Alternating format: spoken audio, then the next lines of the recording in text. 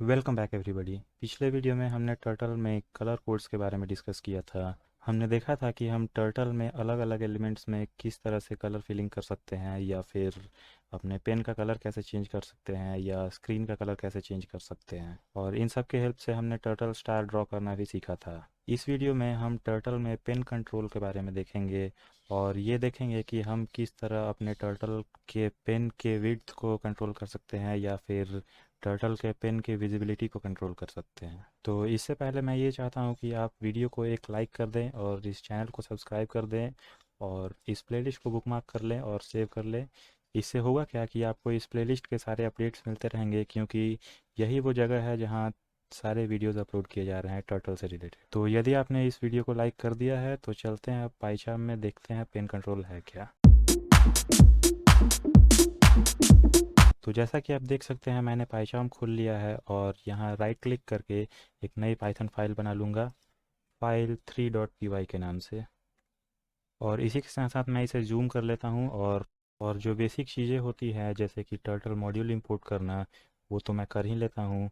और इसी के साथ साथ मैं एक नेम नाम का ऑब्जेक्ट भी बना लेता हूँ, name equals to turtle dot turtle, और इसी के साथ साथ टर्टल डॉट डन। अब मैं एक रेक्टेंगल ड्रॉ करूंगा, और रेक्टेंगल में फॉरवर्ड और लेफ्ट कमांड को यूज़ करके नहीं ड्रॉ करूंगा, मैं सर्कल कमांड को यूज़ करके रेक्टेंगल ड्रॉ करूंगा। मैं यहाँ लिखता हूँ नेम डॉट सर्कल।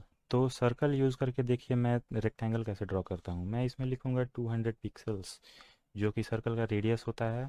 और कॉमा लगा के मैं एक दूसरा आर्ग्यूमेंट पास करूँगा 360, जो कि ये स्पेसिफाई करेगा कि हमारा सर्कल कितना डिग्री एंगल तक रोटेट करेगा। और इसके बाद मैं लिखूँगा 4, जिससे 4 वर्टिसेस आ जाएंगे। अब यदि ये आपको समझ में नहीं आया तो मैं इसे रन करके दिखाता हूँ और फिर से बताऊँगा। ये देखिए मुझे रेक्टेंगल ड्रॉ होके मिल गया। तो देखिए यदि आपको ये समझ में आ गया तब तो अच्छी बात है, और नहीं समझ में आया तो और भी अच्छी बात है।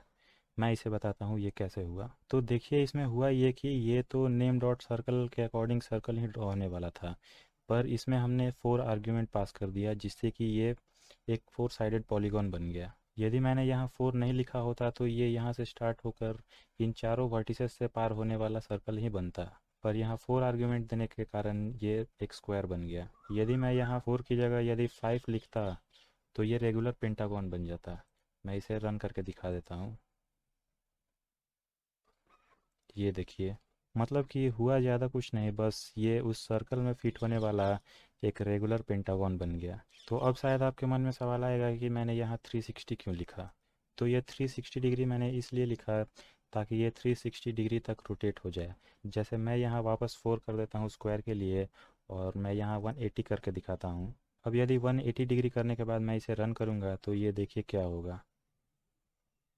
ये एक सेमी सर्कल बनने वाला था, पर मैंने यहाँ 4 आर्ग्यूमेंट पास किया, इसलिए इसमें 4 वर्टिसेस आ गए, ये लास्ट वर्टेक्स। तो अब आशा करता हूँ कि आपको ये समझ में आ गया होगा, और मैं इसे वापस से 360 ही कर देता हूँ क्योंकि मुझे स्क्वायर चाहिए। और एक्चुअली मैं 2 स्क्वायर बनाना चाह रहा हूँ, इसलिए मैंने इस कोड को 2 बार लिख दिया, और मैं यहाँ लिखता हूँ नेम डॉट गो टू 300,0। अब ये सारे कोड्स तो आपको समझ में आ ही रहे होंगे, क्योंकि मैंने ये सारे कोड्स डिस्कस कर रखे हैं, और इन कोड से आप समझ रहे होंगे क्या होगा। तो आप देख सकते हैं कि पहला रेक्टेंगल ड्रॉ करने के बाद ये 300,0 पर गया, और वहाँ दूसरा रेक्टेंगल ड्रॉ किया। पर मैं चाहता था कि मुझे बस ये 2 रेक्टेंगल ही ड्रॉ होते मिले, मतलब कि मैं इस लाइन को ड्रॉ करना नहीं चाहता था, पर ये टर्टल ने ऑटोमेटिकली मुझे ड्रॉ करके दे दिया। तो अब मैं इसे कैसे हटाऊं? तो इसी चीज़ को ओवरकम करने के लिए हम पेन कंट्रोल के बारे में सीखेंगे। तो यदि मैं यहाँ लिखूँ name dot pen up, pen up, तो ये मेरे उस प्रॉब्लम को सॉर्ट आउट कर देगा, और इसके बाद जितने भी कोड्स हैं उनके लिए लाइन ड्रॉ नहीं करेगा। तो जैसा कि आपने देखा कि टर्टल मूव तो किया, पर इसने लाइन ड्रॉ नहीं किया, और ना ही इसने बाद वाला रेक्टेंगल ड्रॉ किया जो कि मुझे चाहिए था। तो उसके लिए मैं क्या करूँगा, मैं यहाँ नेम डॉट गो टू के बाद लिखूँगा name dot pen down, name dot pen down. तो इससे होगा क्या कि टर्टल इस लाइन के बाद के सारे कोड्स को वापस से ड्रॉ करना स्टार्ट कर देगा, और मुझे 2 रेक्टेंगल्स ड्रॉ करने थे, वो मुझे ड्रॉ होकर मिल जाएंगे। सॉरी मैं बार बार स्क्वायर को रेक्टेंगल बोल दे रहा हूँ, पर उससे ज़्यादा कुछ फ़र्क नहीं पड़ता है। We all know that every square is a rectangle. तो अब आशा करता हूँ कि आप पेन अप और पेन डाउन समझ गए होंगे। इसमें समझने जैसा ज़्यादा कुछ नहीं है, कोई रॉकेट साइंस नहीं है। ये सिंपली उसी टाइप से है जैसे आप अपने कॉपी पर पेन से ड्राइंग करते हैं और अपना पेन उठा लेते हैं, उसके बाद कुछ ड्रॉ नहीं होता है। और इससे ज़्यादा पेन अप और पेन डाउन में कंफ्यूज होने वाली और कोई बात नहीं है। तो अब बात करते हैं इनके शॉर्टहैंड के बारे में। हम यहाँ पेन अप की जगह बस अप लिखेंगे तो भी हमारा काम चल जाएगा, या फिर हम पी यू भी लिख सकते हैं। पेन का पी और अप का यू, पी यू या फिर यू पी, हम कुछ भी लिखें इससे हमारा काम चल जाएगा। मैं यहाँ कमेंट में लिख देता हूँ, we can also use up और P U in place of pen up. और मैं इसे कैपिटल कर देता हूँ क्योंकि देखने में मुझे अच्छा लगता है। और इसी तरह हम पेन डाउन की जगह पी डी या फिर सिंपली डाउन भी लिख सकते हैं। मैं इसे भी कमेंट करके लिख देता हूँ। मैं यहाँ से कॉपी कर लेता हूँ और सेम चीज़ को यहाँ पेस्ट कर देता हूँ। और यहाँ we can also use P D और down in place of pen down. तो ये सब हो गया पेन अप और पेन डाउन के बारे में। चलिए अब बात करते हैं पेन साइज़ के बारे में। तो मैं इसे पहले करके दिखाता हूँ, उसके बाद बताऊँगा कि इससे हुआ क्या। यदि मैं यहाँ लिखता हूँ नेम डॉट पेन साइज और इसमें यदि मैं 10 आर्ग्यूमेंट पास करता हूँ तो इसे रन करने से देखिए क्या होगा।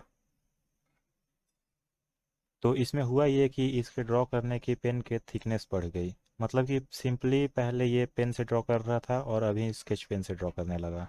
मैं यदि इसे और बढ़ा दूँ और 10 की जगह यदि मैं यहाँ 20 कर दूँ तो नो डाउट ये और थिकर हो जाएगा। ये देखिए।